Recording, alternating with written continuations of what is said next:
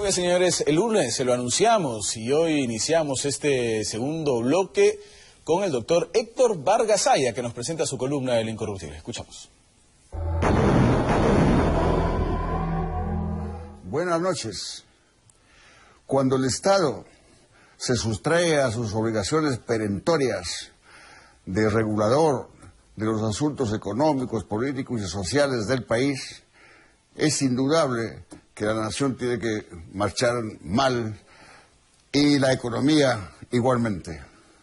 Es decir, que cuando el Estado renuncia a su obligación subsidiaria de ser el regulador de la economía del país, todas las demás instituciones y la propia economía del Perú tiene que andar a tientas.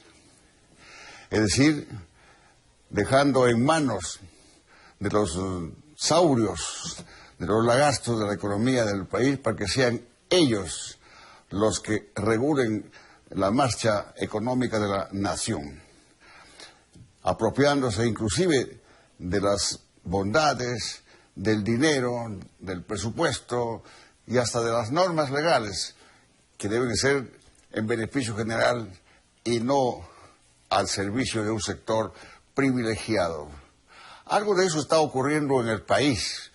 Como ustedes saben perfectamente, mis queridos amigos, que instituciones importantes e internacionales del mundo proporcionan millones y millones de caudales a países como el Perú, por ejemplo, para estimular el desarrollo de los pequeños empresarios, de los famosos emprendedores, a quienes se les debe ayudar económicamente y tecnológicamente también, a fin de que se desarrollen.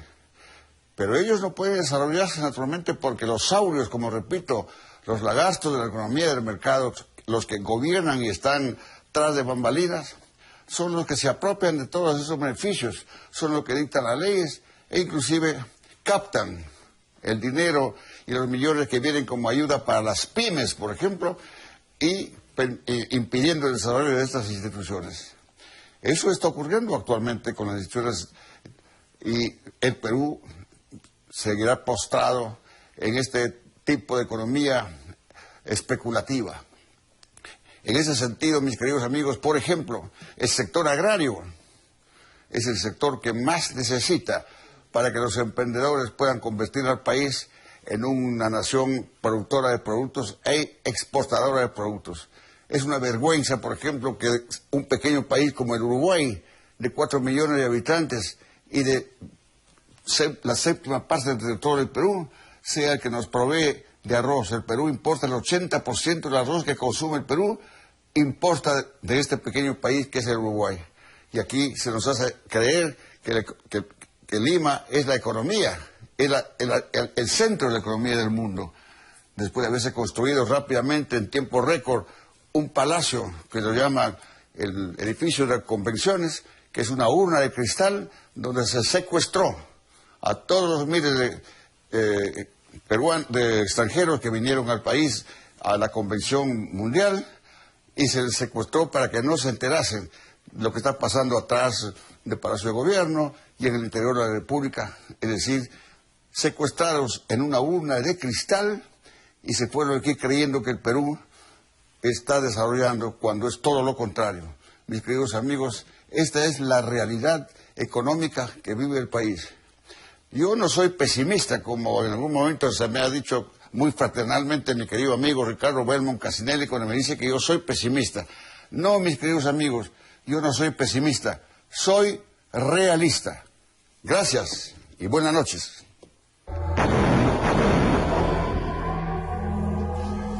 Muchas gracias al doctor Héctor Vargas Aya, siempre directo con su columna El Incorruptible. Muy bien, señores, justamente parte de lo que ha dicho el doctor es lo que vamos a tratar en nuestro segundo bloque aquí en Hable el Pueblo. Vamos a ver cómo lo hemos titulado.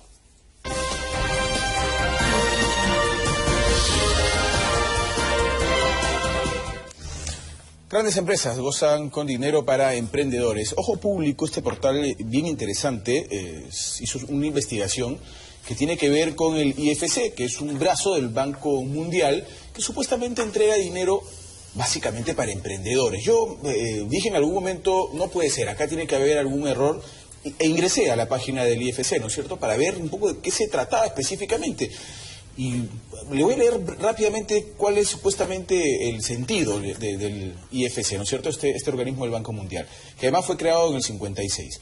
Está conformado por 184 países miembros que trabajan en el conjunto para determinar las políticas de organizaciones. Su labor en más de 100 naciones es desarrollar facilidades para empresas e instituciones financieras en mercados emergentes. Creen empleo, para que estas empresas en estados emergentes creen empleos, generen ingresos fiscales, mejoren el gobierno corporativo y el desempeño medioambiental y contribuyan a las comunidades locales. La visión de IFC es que las personas deben tener oportunidades para salir de la pobreza y mejorar su calidad de vida. ¿Dónde está el tema aquí? Que a lo largo de estos años lo que han hecho es entregar dinero, por lo menos en el Perú, a las corporaciones que ya más dinero tienen, en lugar de que lleguen a los emprendedores, como debería haber ocurrido. Se une a la mesa el doctor Marcos Ibaceta. Doctor, es un gusto tenerlo. Bienvenido. Hola, Pepe, ¿cómo estás? ¿Entramos al tema? Entramos al tema. Entramos al tema. En el Perú andamos confundidos. Siempre estamos pensando que la minera es la que gobierna la zona donde explota su yacimiento. Siempre pensamos que el Banco Mundial es el que nos debe gobernar, o estas corporaciones, estas instituciones de apoyo financiero, y no asumimos nuestra responsabilidad como país. Ahora, ¿por qué digo esto? Porque por más fondo que haya, no es dinero regalado. Es dinero que se va a destinar como apoyo financiero, pero que te lo van a cobrar. Y no es a particulares, sino a estados, porque habla de estados, sociedades emergentes. El país es una sociedad emergente, es un estado emergente. Y por lo tanto, todo lo que tiene es emergente. Ahora, ¿en quién priorizan? Evidentemente que cuando hay manejo de dinero, el más grande problema es ser sujeto de crédito. Y para ser sujeto de crédito necesitas contar con garantías, porque si no la devolución se corta la cadena de pagos y se malogró todo el mercado. Desde esa entidad que tú estás diciendo, del Banco Mundial, hasta el Estado peruano y el sistema interno también. Por lo tanto, es un tema que si no le das seguridad, en vez de aportarte, te va a hacer daño. Ahora, las políticas, volvemos. Una cosa es que tenga dinero y el Estado la puede utilizar, pero necesitamos políticas para apoyar, como vi a un señor declarando con el J, que es un pequeño empresario, pero no consigue financiamiento. Tiene que rogar. Y en el Perú que vivimos tenemos un sistema financiero formal y tenemos un sistema financiero informal. El problema acá es cuando este sistema financiero formal actúa de manera tan criolla, chicha y aparentemente corrupta como lo viene explicando este informe. O sea, esa es la ironía, ¿no es cierto? Que un fondo, un brazo importante del Banco Mundial termina subsidiando proyectos millonarios cuando, como lo dice el informe, debería subsidiar la mejora de la calidad de vida y el combate contra la pobreza. Y es directamente hacia privados, no hay una intervención del Estado, básicamente a privados, es un tema entre privados, el banco y la empresa privada. Ahora, efectivamente, acá lo que ha pasado es que le han sacado la vuelta a la situación, o sea, es un fondo que se ha creado para apoyar a emprendedores que están empezando y han encontrado, alguien se avispó, pero o algunos. Pero esto viene de diferentes gobiernos. Con García, no es un tema de gobierno, claro, no es un tema de gobierno, eso parece, aparentemente es un tema de privados, es un tema de empresas privadas que se han avivado y se han puesto... Pero recuerda que cuando organismos como el Banco Mundial recurren a sistemas para ayudar, buscan un backup.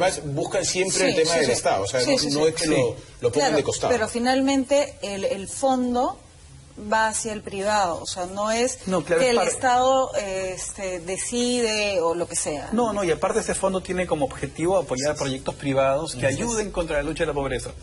El tema, por incluir, es que, claro, a nivel de privados no hay proyectos, bueno, a lo mejor hay proyectos pequeños. Entonces lo que han terminado haciendo es financiando 120 millones de dólares para la clínica Delgado. La clínica más ficha de todo el país, con helipuerto, con suites. Yo he entrado a una amiga de luz ahí. de lujo, pero de lujo extremo, ¿no? O sea, 120 millones de dólares. Respiras un aire diferente, se compran hasta el oxígeno.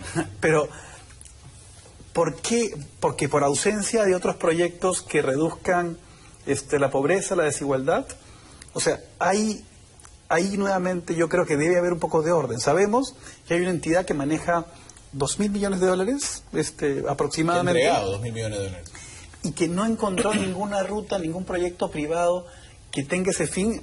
Pero yo me pregunto algo, doctor Ibaceta, y se lo pregunto a usted, ¿no es justamente el Estado, a través de los gobiernos, el que debería darse cuenta de estas cosas e impulsar y permitir y ayudar al desarrollo de estos proyectos para terminar la pobreza, o no? Pero por ahí estábamos yendo.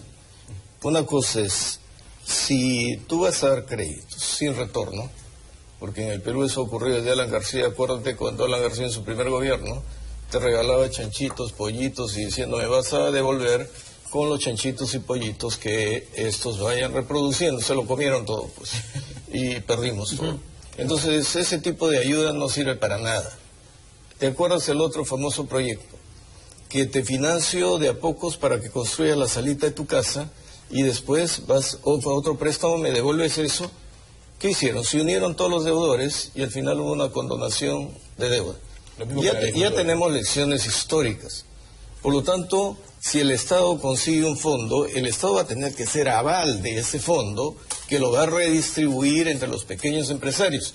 Pero ¿qué garantía tiene el Estado? Ahí tiene que ser creativo. Si yo estoy en Ayacucho alguna vez estudiando el tema de las cooperativas, porque con Bolonia creo desapareció todo el tema de cooperativas y de sistemas asociativas de esa naturaleza.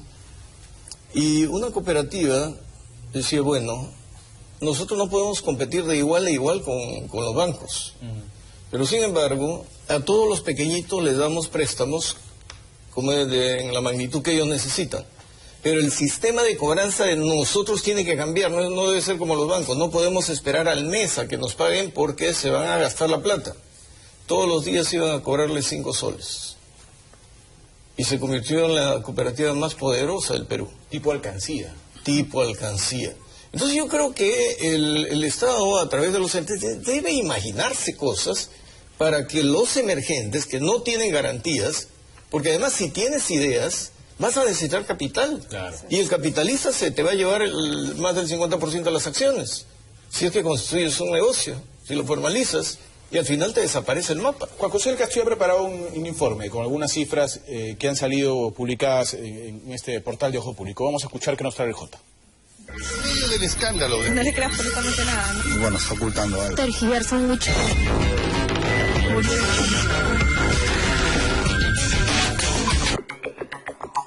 Uno de los objetivos de la reunión de gobernadores del Banco Mundial y del Fondo Monetario Internacional fue luchar contra la pobreza, para lo que a través de la Corporación Financiera Internacional han invertido en los últimos 18 años más de 2.000 millones de dólares en el Perú. Esta institución debe financiar a emprendedores cuya actividad económica contribuya a resolver la pobreza. De acuerdo a una investigación realizada por el portal Ojo Público, en el Perú se han desviado millones de dólares que deberían financiar a los emprendedores y que han terminado en las manos de grandes grupos empresariales.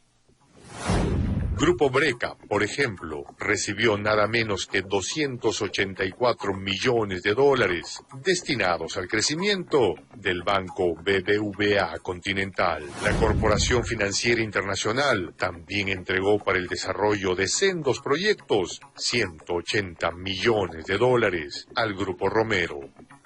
Vigente Inversiones, actual nombre de la multimedia del comercio, también está en la lista, ya que el año pasado recibió 25 millones de dólares. Como vemos en este cuadro, las inversiones en el sector financiero llegan casi a 1.000 millones de dólares. Y lamentablemente, en el tema de medio ambiente, la inversión apenas sobrepasa el $500 000. De acuerdo a Peter Koenig, un ex alto funcionario del Banco Mundial, esta institución solo sirve a los grupos económicos cuando debería apoyar a las pequeñas empresas o a proyectos de desarrollo.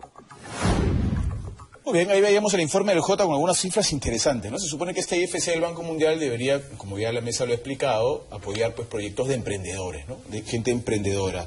Pero el grupo del BBVA se llevó 284 millones de dólares en 3 proyectos. El grupo Romero, 180 millones de dólares.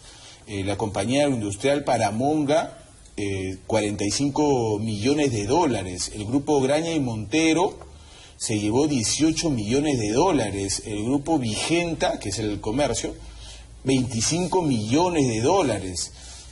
Grupos internacionales, 300 millones en total. O sea, proyectos internacionales, 85 millones de dólares en la central hidroeléctrica de Chévez, que no está financiada por empresas privadas, sino por empresas hay una canadiense. Buenaventura, o sea, en realidad los que podían... algo hay que hacer, ¿no? No, estoy totalmente de acuerdo con que debió ser función del Estado conseguir, fomentar, organizar emprendedores y tal, pero al no darse esa figura y existiendo, los privados iban a aprovechar y son los que finalmente podían garantizar el retorno.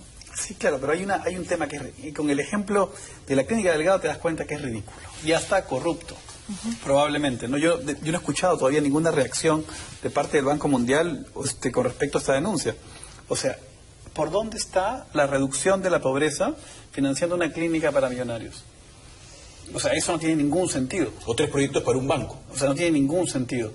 Aquí yo veo que hay 2 niveles, ¿no? Un nivel clarísimo, que es el doble discurso que hablábamos en el primer bloque, ¿no? Totalmente. Por un lado hablamos de que el Estado, la igualdad, educación, y por otro lado no hacemos nada.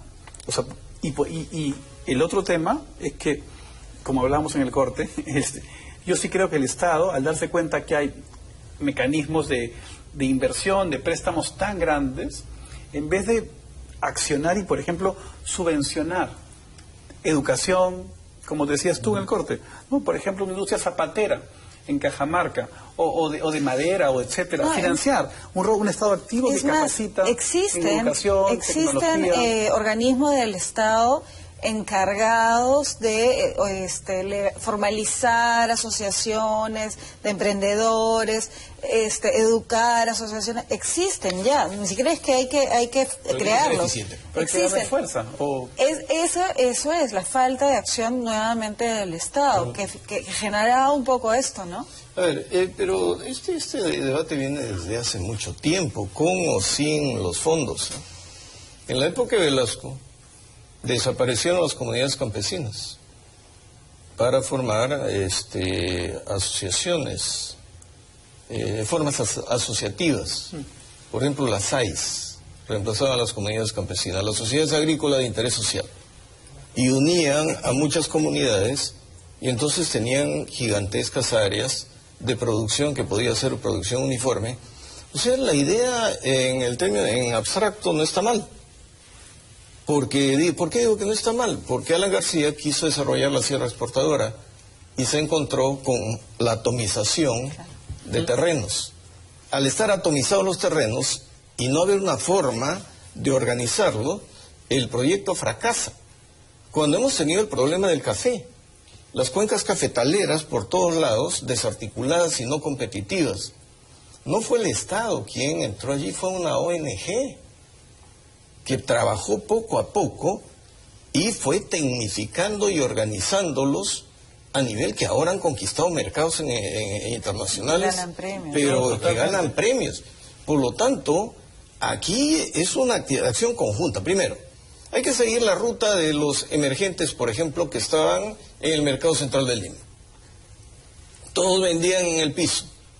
Cuando Andrade reordenó la ciudad, de repente descubrimos que quienes tenían dinero para comprarse todos los edificios eran esos que estaban en el piso. Terminaron en galerías. Y también terminaron en Gamarra, y también terminaron en Grao. Quiere decir que hay capital. Entonces, pero cada uno está actuando por su cuenta. Claro.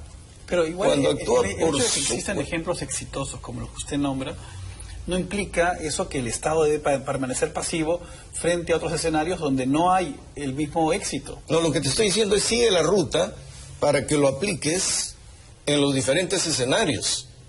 Sigue la ruta para que apliques en los diferentes escenarios, pero para que no te saquen la vuelta, como ya nos han sacado la vuelta siempre. ¿Para que la aplique quién? No, que el Estado tenga un fondo, si quieres, crea un fideicomiso, y que a partir del fideicomiso se pueda utilizar el dinero, pero con un sistema de control de retorno. Porque si no... Si no pasa lo de siempre, ¿no? Claro, el Banco Agrario que prestó dinero para que se compren frigieres en vez de que... Mil problemas de eso. Vamos a pedirle a Yanina que nos lea algunos mensajes que están llegando a nuestras redes. Yani, adelante. Así es, Pepe, el público está opinando de este tema en las redes sociales. Félix Casanova, él nos dice que esta historia se parece a los antiguos bancos de fomento de Estado, donde los que no necesitaban solicitaban préstamos para no pagarlos. Cecilia Guerrero también opina y ella nos dice que el Banco Mundial actúa como cualquier banco comercial, presta dinero, invierte en acciones del préstamo y busca tener utilidades a toda costa. Muy bien, está el público opinando al respecto también. Tenemos algunas llamadas telefónicas. Hola, buenas noches. Buenas noches. Sí, señor, bienvenido. Adolfo de San Juan de Origanto. Bienvenido, don Adolfo. ¿Cómo están? Esto es sobre una consulta. Por ejemplo, yo tengo un proyecto para energía solar e iluminación. Es para dotar de energía solar e iluminación a las casas. Para mitigar la contaminación y para salirnos un poco de lo que es la energía contaminante y la iluminación contaminante. No, entonces, yo soy una pequeña empresa y quería ver si los fondos para emprendedores alcanzan a ese tema que le estoy presentando. A ver, interesante su propuesta. Se supone que una de las razones de ser del IFC es el cuidado del medio ambiente. Y con energía solar, que es un reemplazo de la energía del petróleo, digamos, ¿no es cierto?, que es fósil, es un cuidado importante del medio ambiente. Yo le recomendaría que ingrese a la página del IFC, que hay cosas interesantes donde usted puede ubicar. Probablemente tenga un proyecto interesante que puede ser aplicado. Claro, sí. A eso nos referimos solamente. Muchas gracias. Reitero con el tema de un Estado más activo, a informar, como por ejemplo al televidente y a muchísima gente que no sabe ese tipo de temas, sobre, por ejemplo, cómo organizarse o cómo capacitarse para acceder a ese tipo de préstamos que pueden ser importantes. Sí, yo creo, por ejemplo, tomando lo que dice este señor, tengo esto. Bueno, debería haber un ente del Estado que lo evalúe. Si sirve, en términos de costo-beneficio, y puede entrar dentro de una política nacional, pues hay que masificarla. Pero no masificarla eliminándolo a él, sino fortaleciéndolo a él. Fortaleciendo su empresa, estableciendo vínculos con el sector educativo, sea universitario, tecnológico, ciencia, darle tecnología, facilidades, crédito, y que multiplique. Y tendríamos una corporación grande solamente con la idea de este señor. Eso ocurre en Estados Unidos. Alguien tiene una idea pequeña y de repente, boom, Bill Gates, ¿no? Bill Gates, una idea aparentemente pequeña que revolucionó el mundo. Acá tenemos muchos inventores en el país, pero nadie les da bola. Esa es nuestra tragedia. Y muchas veces están en nuestras narices, ¿no? Yo creo que, por ejemplo, así es. Un caso increíble es lo que se da en estas galerías, aquí nomás, en el centro de Lima, ¿no? Donde tú puedes llevar una laptop, un celular, una computadora, y los tipos te encuentran soluciones a todo. ¿Por qué no impulsarlos? ¿Por qué no tecnificarlos? ¿Por qué no agarrar, asociarlos y enviar gente a la India a prepararse en tecnología, en computación, porque masificar las galerías? Acá todo es cash. Todo es cash, todo es en el corto plazo. O sea, no pensamos un poquito más a nivel político porque saben que tienen 5 años de gobierno y como los del primer año no hacen nada, a partir del tercero o cuarto año empiezan a despabilarse y estos proyectos de mediano a largo plazo ya no son rentables políticamente. En eso estoy totalmente de acuerdo. En el Perú sufrimos del cortoplacismo. Sí. No nos importa... No vemos más allá de 5 años. Exactamente. No nos importa el resto. Esto se hace en mi periodo y el resto no me interesa. Yo lo inauguro. Así es, pero... aunque no lo vayan a usar. Pero entonces... Y si no lo inauguro, pongo la primera piedra. Sí, pero algo... Pero no hay idea de país, pues. Y lo que nosotros estamos conversando es sobre una idea de país, donde el Estado no esté pues con una indolencia de dejar hacer, dejar pasar, y si viene plata, me aseguro, le doy al que me va a devolver, no importa en qué lo invierta, el resto que sobreviva. No, así no son las cosas. Así no deberían ser. Retomando la llamada, recomiendo al señor que llamó sobre su proyecto de energía que vea, yo no estoy segura, pero creo que es en el portal del Ministerio del Ambiente, si no es en el de energía, pero 90% que es el ambiente. Ahí hay como concursos y hay sitios donde va a poder desarrollar ese tipo de propuestas. Funciona bastante bien esa área del Ministerio del Ambiente. Muy bien. Yanina creo que tiene algunos mensajes más sobre este tema, si es así, Yani, adelante. Precisamente, Pepe, el público está comentando del tema. Salvador Ventura, él nos dice que con sus préstamos a grandes empresas mineras, el Banco Mundial revela una vez más que no le interesan las normas sociales ni laborales. Irene Silva opina también, ella nos dice que organismos financieros como el Banco Mundial o el FMI no son madres de la caridad. Ellos protegen intereses privados a costa de los pobres. Muchas gracias, Yani. Le dieron $75 millones, es una cosa impresionante, a APT Terminals del Callao, del primer puerto del Callao, cuando es uno de los operadores mundialmente hablando. O sea, los de APT Terminal van a cualquier banco del planeta y les piden una millonada y se los van a dar, pues, porque es una de las empresas más importantes de puertos del planeta. Claro, al final este fondo ha funcionado básicamente como un banco de segundo piso, y le ha dado plata a gente que tiene proyectos que son absolutamente bancarizables, digamos, ¿no? Que tienen un retorno seguro, perdiéndose lo ideal o para lo que estaba dirigido. Pero pasa también con los recursos de las ONGs. Muchas ONGs destinan recursos que para la igualdad, que para la educación, y terminan yendo a sendero. Sí, tampoco es así. O sea, bueno, hay muchas, ¿ah? O sea, ahí hay que ser más rigurosos y precisos. Hay algunas que fueron a organizaciones internacionales a decir que el MRTA eran santos. No es que sean santos, hablaban de la guerrilla y hablaban, en fin, en términos que no los calificaban de terroristas. Pero eso no implica que digan que son santos tampoco, ¿no? O sea, las ONGs tienen un trabajo buenísimo. No, hay muchas ONGs buenas, no estoy por temas de derechos de la mujer, hay un montón. Temas medioambientales, y hay lobbies importantísimos que hacen en este gobierno. Hay algunas ONGs que tienen una ideología distinta y que se les hace un favor. Jerónimo, te aseguro que muchas de las entidades extranjeras que financian ONGs que tienen que ver con Sendero, están completamente fuera. O sea, el discurso que les venden a ellos de para qué va esa plata y qué hacen ellos es totalmente distinto a lo que de verdad termina pasando. Vamos con una llamadita telefónica antes de terminar con este bloque tan interesante. Hola, buenas noches. ¿Aló? ¿Aló? Sí, buenas noches, lo estamos escuchando, bienvenido. Buenas noches. Lo que sucede es lo siguiente.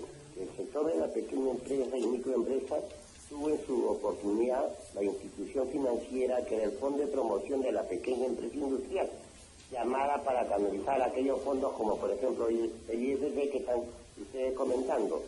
Lamentablemente ese fondo fue confiscado por el señor Alberto Fujimori vía una derogatoria de una ley.